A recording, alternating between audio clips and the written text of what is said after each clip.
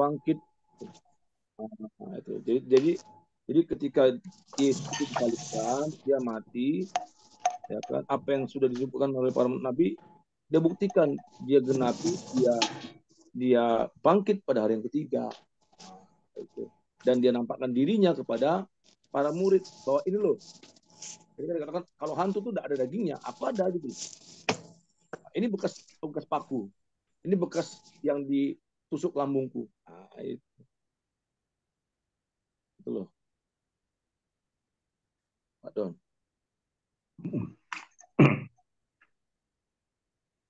Oke.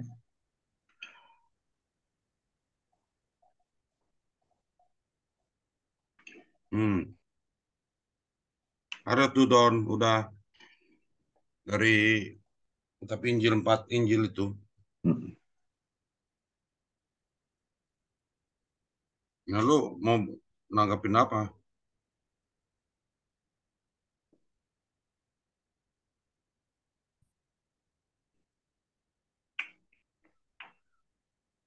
Nanggepinnya. Bentar ya.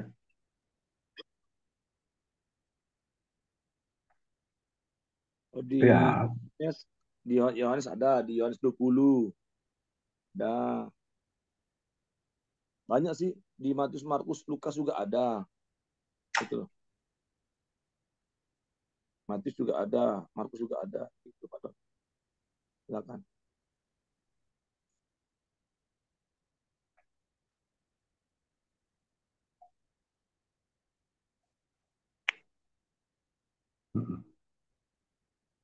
Udah selesai belum makan lo, Don? sambil ini. Apa, Bang? Saya sambil makan, sambil gawe juga ini. Lanjut.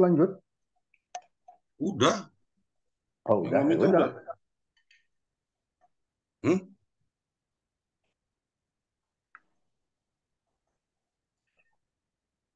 Oke, giliran Pak Teolog bertanya lah. Silakan, Teolog.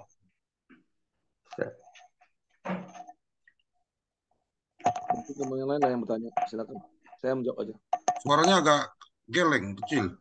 Hah? Suaranya agak mendem. Ya, mungkin teman yang lain boleh bertanya sama Pak Don. Lay aja dulu, Lay. Nggak apa-apa. Kan Lay yang tadi menjawab, biar fair bertanya, ya kan? Don yang jawab.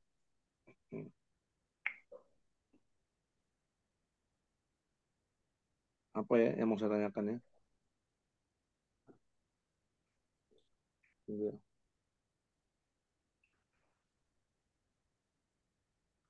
Ya sama-sama tentang inilah konsep keselamatan, kan? Gimana? Nah, jadi gini Pak Don. Ini yang saya dengar ya, bahwa katanya kan apa namanya, dalam keselamatan ya. Seringkali saya dengar ketika di room diskusi itu bahwa memang keselamatan itu kan kalau dalam eh, pemahaman Muslim, tolong luruskan saya kalau misalnya saya keliru. Itu kan memang hak prerogatif Allah kan, betul Pak Don? Pasti semua aja. Oke, hak prerogatif oleh Allah. Nah, lalu yang saya dengar ini ya, yang saya dengar bahwa kita harus selalu melakukan amal baik dan pahala, betul? Itu perintah, betul juga. Ya, itu kan salah satu syarat ya untuk selamat ya, untuk masuk surga mas itu kan, itu betul nggak? Nah terus eh, nanti kalau misalnya apa namanya dalam pemahaman Muslim itu yang saya dengar itu kalau misalnya meninggal ada sisa kubur, betul? Itu enggak ada sisa kubur? Ada siksa kubur, ada nikmat kubur juga ada. Ya, oke. Nah, terus juga nanti kan ada kayak semacam timbangan, ya kan nanti ditimbang apakah betul sesuatu. Jadi mana yang ini apakah perbuatan amal pahala dia lebih banyak daripada dosanya, kan begitu. Ada seperti itu, Pak Don. Iya, yaumil hisab, mizan itu. Nah, misalkan, lalu ada jalan ibarat itu apa ya? Rambut yang di belah tujuh apa itu namanya itu? Siratul Mustaqim ya, yang rambut di belah tujuh itu. Itu di hadis. Nah, itu hadis sahih atau hadis doif itu? Wah, itu perlu dicek. Oh, gua nggak bisa mastiin. Oke. Nah, jadi gini tentang keselamatan. Mm. Jadi kalau kalau contohnya ini manusia nih orang, ya kan, dia ini apa namanya sudah selama selama dia hidup ya, Mm-mm. dia paling banyak itu atau bisa dikatakan ya diandekan 90% dia selalu buat pahala amal baik. Mm. Nah, kira-kira waktu dia mati, dia mengalami sisa kubur gak itu?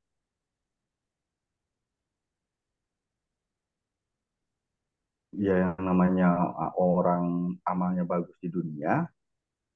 Jadi ada dalam hadis dulu ya, dalam hadis itu ceritakan bahwa kubur kuburan gitu, itu tuh kalau enggak taman di antara pelataran taman-tamannya surga, ya, halaman surga. Nah, kalau enggak, kalau bukan itu sudah pasti ininya tanda-tandanya dia ahli neraka. Gitu. Nah, ini ahli neraka yang disiksa kubur. Gitu. Dalam keterangan hadisnya ya. Jadi bahwa seorang muslim mengimani, bukan mengimani ya, ini kan hadis tuh. Hadis ada tafsir. Ada juga yang tidak meyakini siksa kubur kok dari berbagai aliran. Cuman yang lebih menguatkan dan menurut mayoritas ijma ulama, siksa kubur itu ada. Siksa kubur. Tetapi ya itulah ininya polemiknya. Banyak mengkontekskan siksa kuburnya, sementara dalam hadis itu sendiri kuburan itu ada dua keterangan. Gitu. Kubur ada siksa dan ada nikmat gitu di situ. Taman-taman surga tuh pelataran-pelatarannya gitu. Akan ditampakkan surga yang bakal dihuni oleh si mayit itu gitu. Nanti akan ditampakkan tuh, termasuk kalau dia ahli neraka bakal ditampakkan itu. Dan tersiksalah di sana karena apa ya, sudah pasti dia kan ini apa ahli neraka kan gitu. Itu kalau perkara siksa kubur dan nikmat kubur, jangan lupa. Kalau masalah hak prerogatif Allah, Allah itu sebetulnya kita tuh masuk ke surga dalam pemahaman keimanan Islam itu hak prerogatif Allah betul, karena dialah yang menciptakan langit dan bumi beserta segala kehendak dan isinya termasuk surga dan neraka. Ya suka-suka Allah memasukkan manusia ke surga dan ke neraka, tetapi Allah memberi petunjuk begitu. Itulah yang namanya petunjuk. Setiap jiwa manusia itu diilhamkanlah wa fujuraha wa taqwaha, ilham untuk mengikuti petunjuk, memilih petunjuk yang baik dan yang buruk kan begitu. Nah, beruntunglah katanya orang-orang yang selalu mensucikan diri dan mengikuti petunjuk-petunjuk yang benar, dan merugilah orang-orang yang mengikuti petunjuk yang sebaliknya, fujur. Jadi di dalam hati manusia itu ada fujur, ada takwa. Takwa itu sifatnya tunduk patuh berserah diri pada setiap perintah dan apa yang telah ya kalau perintah diikuti, larangan dijauhi, nah itu takwa. Itulah kenapa kita disebut muslim, agamanya disebut Islam. Kalau yang beriman disebut mukmin. Mukmin beriman. Beriman itu untuk mendapat satu kepastian bahwa kita tuh hanya mengimani Allah yang pemilik langit dan bumi, pencipta surga dan neraka. Tetapi atas rahmat Allah saja kita masuk ke dalam surga. Itu. Terus amal itu, terus ngapain kita banyak-banyak amal? Justru amal itu tanda-tanda kita, ya, tanda-tanda kita bertakwa. Di dalam takwa itu Allah ridho. Itulah kenapa ayat Al-Quran dalam berbagai diksi dan frasenya itu, di sana itu ada istilah apa risuna gitu. Ya risuna. Jadi Allah itu akan mewarisi, warisun, yarisun, mewarisi Firdaus, mewarisi apa surga. Ini ada apa nih? Saya belajar sedikit tentang tafsir, dikit. Yang namanya waris itu sudah pasti bukan apa yang kita upayakan, yang kita kerjakan kan. Saya dapat waris sih dari bokap nyokap gua. Dapat apa tuh? Lu bagiannya tuh tanah, tuh mobil tuh perusahaan kan gitu. Kalau ada deposito, tuh lu bagiannya tuh. Yang gua tuh nggak bekerja gitu, nggak tidak ada andil, tidak ada saham. Ya itulah sifatnya waris. Nah itulah ketinggian bahasa Al-Quran bahwa kamu tuh sebetulnya nggak ada hak untuk ke surga. Kamu kan setiap manusia tuh nggak punya kapling di surga kan, gitu. Belum pernah apa punya saham di surga. Tetapi kalau berkenan mewariskan tuh ya waris tuh pertama sifatnya pasti cuma-cuma, dua bukan upaya dan eh, kerja kita kan gitu. Tetapi itu tentu saja berdasarkan keridoan dari Allah kan gitu. Makanya al-lazina yasirula yaris sunal firdaus hum fiha khalidun. Allah akan mewarisi surga Firdaus dan mereka kekal di dalamnya ada. Jadi, sesungguhnya bersegeralah apa kepada ketakwaan, kepada pertobatan. Di atas meja. Begitu. Bersegeralah pada ampunan Allah. Begitu. Sesungguhnya Allah menyintai orang-orang yang bertobat dan bersegera dalam pertobatannya. Taubatan nasuha, taubat yang sungguh-sungguh, yang akan diberikan, diwarisi surga yang di dalamnya min tahti tajri min tahti al anhar khalidina fiha abada. Jadi surga itu mau diwarisi, ya yang mewarisi apa sudah pasti Allah. Itu sih sebetulnya konsep keselamatan. Manusia akan selamat, yaitu selamat. Dan kondisinya seperti apa? Jadilah orang yang bertakwa. Kalau berdosa, ya tobat. Gitu. Dan Allah lebih menyukai orang yang maksiat, dosa, terus bertobat itu Allah lebih suka daripada orang yang soleh, merasa suci, tapi sombong. Nah itu iblis itu. Iblis itu kan dalam cerita ya dikisahkan dalam Al-Quran. Dia tuh sebetulnya seorang yang soleh. Dulu itu dia tuh golongan jin. Gitu. Golongan jin yang derajat kesolehannya itu melebihi malaikat. Jadi kalah malaikat tuh kepatuhan kesolehannya. Tetapi ketika dia disuruh tunduk kepada makhluk baru yang bernama manusia, dia sombong. Ana khairum minhum. Oh enggak, gue nggak mau nyembah si Adam itu. Saya tuh lebih baik daripada dia. Itulah kenapa definisi sombong menurut Al-Hadis, wahai Rasulullah, siapakah orang yang sombong itu? Orang yang sombong itu adalah orang yang menolak kebenaran dan merendahkan orang lain. Itu orang sombong. Itu. Jadi bukan orang sombong tuh punya Mercy, punya BMW, punya punya duit banyak. Itu bukan orang sombong, itu goniun, itu namanya orang kaya. Pak Don, Orang Pak Don, kenapa? Pak Don. Hmm? Sekarang gini, ini tadi Pak teolog kontekstual kan dia nanya nih ya, ada di dalam Islam kan itu ada tentang amal dan pahala, ya kan? Amal, Hmm. amal, pahala dan dosa gitu ya, amal, pahala dan eh, dosa ya. Terus Hmm. ada juga tentang jalan Sirotol Mustaqim gitu kan. Hmm. Nah, maksudnya begini, kalau eh,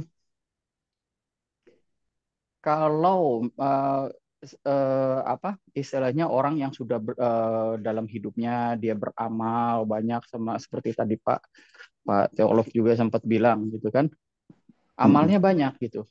Itu Hmm. terus dia masuk surga. Hmm. Itu berarti bukan karena ridho Allah dong. Itu perjuangannya dia. Soalnya perumpamaannya gini. Ini misalkan kayak ini gue ngumpulin duit nih, nabung, nabung. Terus gue bisa beli rumah gitu. Ini Hmm. rumah-rumah gue hak hak gue dong. Kerja keras gue gitu kan. Dia orang bisa bisa bilang begitu ya. Jadi berdasarkan hal ini itu bukan Hmm. bukan atas istilahnya hak prerogatif Tuhan, itu adalah kerja kerasnya orang itu. Nah, terus belum lagi juga kalau misalkan gini, apa tentang setelah itu di amal dan dosanya ditimbang gitu, lebih banyak ininya amalnya. Terus dia masih lewat jalan Sirotol Mustaqim itu. Nanti kalau dia kepleset Jembatan. gimana? Hah? Kalau Ya dia itu kan kepleset gimana? Nah, terus tergantung gini, kalau amal misalkan amalnya. orang yang di dunia itu dia adalah ahli sirkus, dia udah latihan nih, terus oh di Cirotol Mustaqim mau gampang Nah, nih gitu bilang. Nah, iya, iya, iya. Gue sempat jadi kepikir gitu juga. nah iya, tapi dia bilang gini, sekarang ini bukan masalah amal dan dosa. Ini masalah untung-untungan, lu lewat lu lolos apa enggak gitu kan. Nah, sekarang gini, belum lagi nanti di akhirnya itu ada lagi ada hadis yang itu kan apa tentang orang-orang Yahudi dan orang-orang Nasrani pada akhir zaman itu akan di apa menjadi apa penebus buat orang-orang Muslim. Jadi dosa-dosa orang Muslim akan dibebankan kepada orang-orang Yahudi dan Nasrani. Nah, terus begini, kalau begitu, nggak masalah dong, walaupun nggak punya amal, ya berbuat dosa juga nanti kan dilimpahkan gitu kepada orang-orang Yahudi dan Nasrani, ya kan? Ah, Kan kan ya. apa, ditanggung gitu kan, ya kan? Gimana tuh? Oh, itu Terus, konteksnya. iya, Jadi ini pertama bahwa kita aja di dunia nih ya, bahas secara logika nih. Kita di dunia ngebayangin sebelahnya Antartika tuh cemana gitu kan, gue taunya itu ya dinding es aja gitu, sebelahnya itu ada alam yang lain atau benuanya tuh seperti apa sih gitu, gue nggak tahu. Nah, apalagi alam yang belum gue datangi itu alam akhirat kan gitu. Pertama itu tentang ya gue menjawab tentang yaitu jembatan Sirot itu bagaikan rambut dibelah tujuh kan begitu, setipis itu katanya. Nah, itu tuh kan sebetulnya banyak makna kias. Kalau dalam ayat tuh ayat mutasyabihat itu. Perlu ditafsir lagi ini tekstual atau mutasyabihat kan gitu. Itu pertama. Kedua, oh, tentang tadi jawaban apa? Kalau ada satu hadis, hadis qudsi. Kalau nggak salah tuh hadis qudsi. Nanti coba cari di tujuh tujuh penulis hadis deh. Jadi ada ceritanya ada seorang soleh dia tuh dijawab doanya, jawaban doa terakhir dia seorang soleh itu, ya Allah, saya tuh sampai dari detik ini saya tuh hanya ingin beribadah, ingin beribadah. Nah itu dijawab sampai aku mati. Dan benar, dia tinggal di satu pulau dan pulau itu ada satu buah dan ada sumber air. Ya pokoknya dia tuh sholat, beribadah aja terus sampai dia matinya. Gitu. Beramal, beribadah. Matilah tuh seorang soleh itu. Dan di dalam hadis itu diceritakan bahwa dia diperhadapkan, dibawa sama malaikat gitu, hadapan Allah. Wahai hambaku yang soleh, masuklah kamu ke dalam surgaku atas dasar rahmatku. Itu wahyu Allah. Si orang soleh ini balik tanya, loh, kok atas dasar rahmatmu ya Allah? Bukankah aku berhak mendapatkan surga tuh karena amal dan kebaikanku yang sudah dihitung dan terbukti itu memasukkan aku ke dalam surga, gitu. Oh, dari situ jawaban Allah tuh, oh baik, mari kita timbang kenikmatan kamu selama hidup dibandingkan dengan amalanmu, begitu kan, kebaikan dan kesolehanmu. Akhirnya ditimbang segala kenikmatan yang ada di dunia itu. Ketika ditimbang nikmat sebelah mata, nikmat dia punya satu mata dan bisa melihat selama dia hidup, dengan amalannya itu berat kenikmatan sebelah mata itu. Nah itu tuh hasilnya kalau kamu mau menghitung amal kamu, katanya gitu. Gimana? Pak Don, maaf. Anda sebetulnya nggak menjelaskan pertanyaan saya sih. Jadi ini hubungannya antara amal dan dosa, terus dengan jembatan Sirotol Mustaqim dan orang-orang Yahudi dan Nasrani pada akhir zaman itu. Ini yang benar konsepnya yang mana ya? Jadi dari ketiganya itu tiga-tiganya itu tidak saling mendukung, itu saling bertentangan ya, saling bertentangan. Nah, Pak Don ini juga dalam ceritanya ini terus terang saya bilang agak nggak masuk akal gini loh. Nggak masuk akalnya ya. Ini orang ini tinggal di goa, terus dia beribadah dan beramal. Tinggal di goa, beramalnya sama siapa? Dia beribadah di dalam sepanjang hidupnya, nggak melakukan dosa. Pak Don kan tahu yang namanya beramal itu akhirnya dia berbuat baik terhadap orang lain. Dia tinggal di goa loh. Dia tinggal di gua. Nah, sekarang saya mau ajak Anda baca di dalam Matius pasal 25.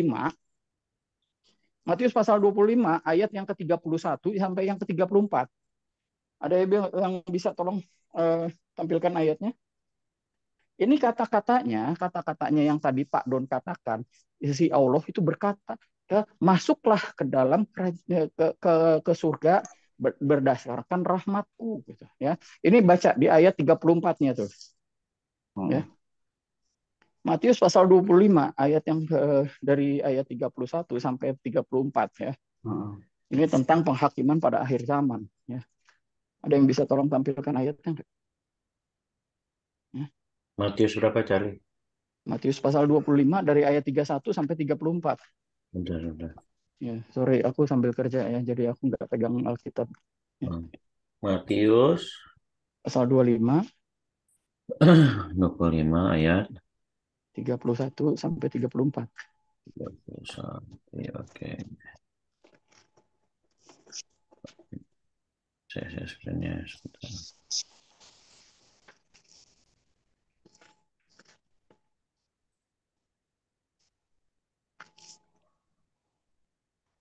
Karena namanya orang beramal itu pasti silakan. kepada orang lain, Udah melakukan kebajikan. Ya, oke, silakan tolong dibacakan. Ini ayat 31 ya. Apabila anak manusia datang dalam kemuliaannya dan semua malaikat bersama-sama dengan dia, ia akan bersemayam di atas tahta kemuliaannya. Ayat 32.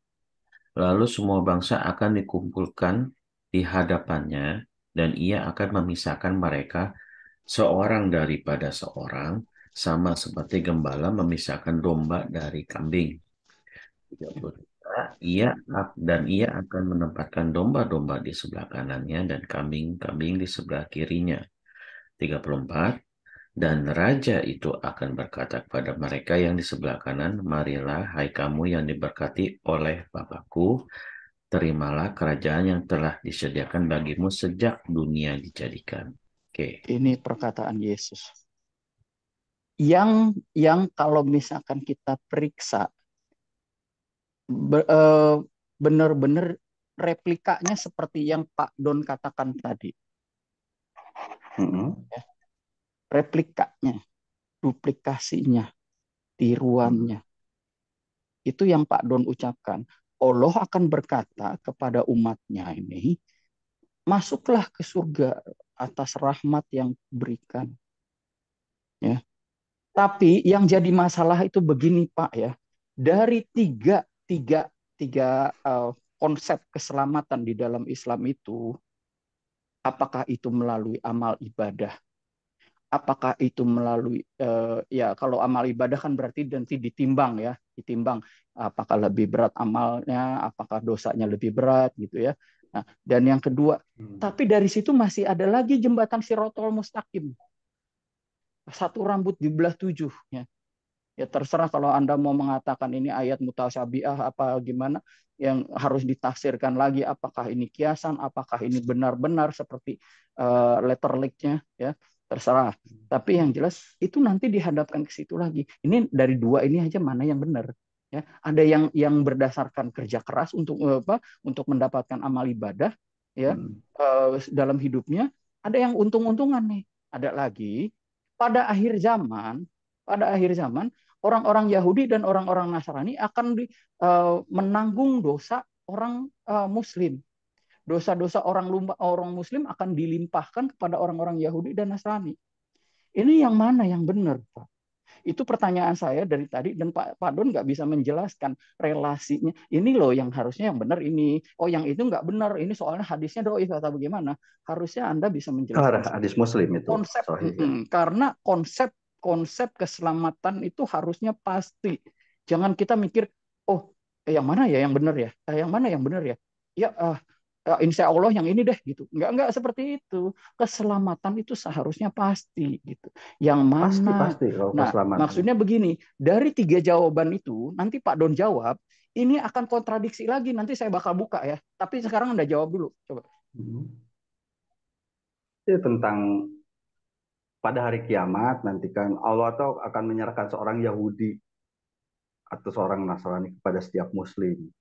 Kemudian Allah itu akan berfirman kan, inilah penggantimu sebetulnya itu dari siksa api neraka. Kenapa? Jadi konsep surga dan neraka dalam ajaran Islam itu setiap orang mukmin itu pasti dapat surga gitu.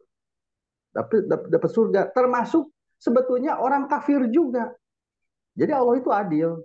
Tetapi di selama kehidupannya dia memilih tetap dalam kekafiran, hilanglah hak dia gitu untuk memasuki surga.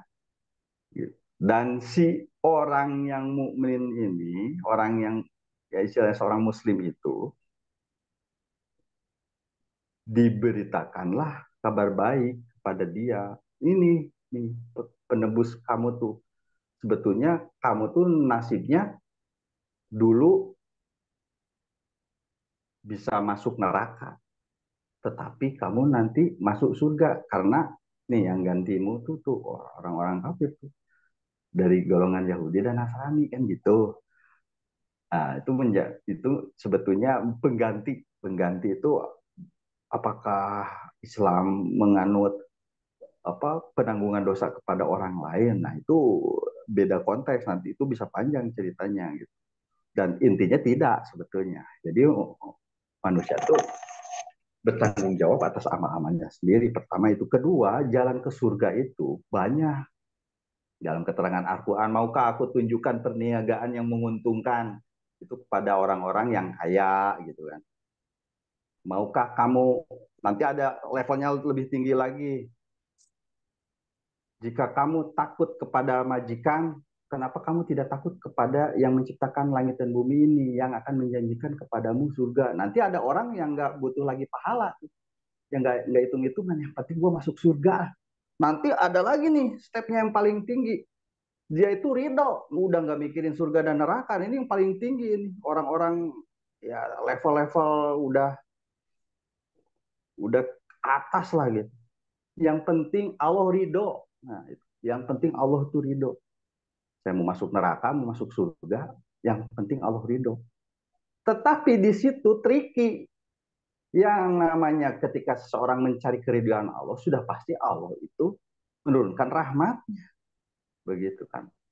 Jadi ketika kita ridho dengan Allah, Allah itu pasti ridho. Allah itu kan mengharamkan dat dirinya itu untuk berbuat zolim. Aku haramkan kezoliman atas sifatku, katanya. Dan sungguhnya, wahai manusia, janganlah kalian juga berbuat zolim. Karena Allah juga tidak berbuat zolim. Itu. Jadi, masuk surga itu konsepnya baru banyak dalam Islam tuh. Gitu. Kita bekerja, melepas lelah, banting apa ya, banting tulang lah, segala macam. Banting pintu. Jika kita ridho dan ini kita imani, ini adalah jalan saya mencari rezeki, dan rezekinya halal. Ada perintahnya kita mencari rezeki halalan thayyiban. Itu menjadi amal ibadah itu. Nah, sekarang itu gini, banyak. Pak Don, nanti kalau sudah ada yang menanggung dosa itu di akhir zaman untuk setiap muslim, tadi Pak Don bilang untuk setiap muslim ya. Berarti berdosa mau berdosa atau gimana? Yang penting adalah muslim ya. Mau berbuat dosa kayak mau merampok, mau membunuh atau gimana, itu yang penting muslim. Ya kan? Itu nanti dosanya akan dilimpahkan kepada Yahudi dan Nasrani gitu. Yang jadi masalah begini nih Pak, yang jadi masalah adalah begini ya. Itu bukan konsep keselamatan Pak. Ya. Itu konsep tipu-tipu Pak. Karena begini, kalau keselamatan itu ya Allahnya yang menyelamatkan. Allahnya yang menyelamatkan. Itu keselamatan. Sekarang kita buka Yesaya pasal 35 ayat 4. Allah yang menyelamatkan, emang Allah yang menyelamatkan. Ya, sebentar. Kita buka dulu. Yesaya pasal 35 ayat 4. Ya.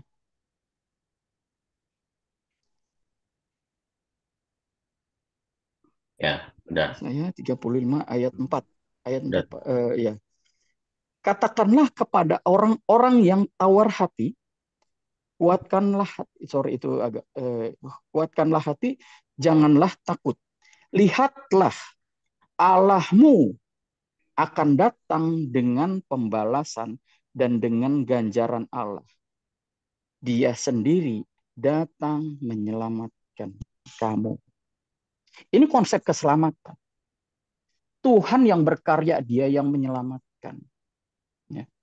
Nah, kalau misalkan tadi Pak Don bilang, oh iya, kalau di dalam Islam itu ada orang-orang Yahudi dan Nasrani untuk setiap Muslim.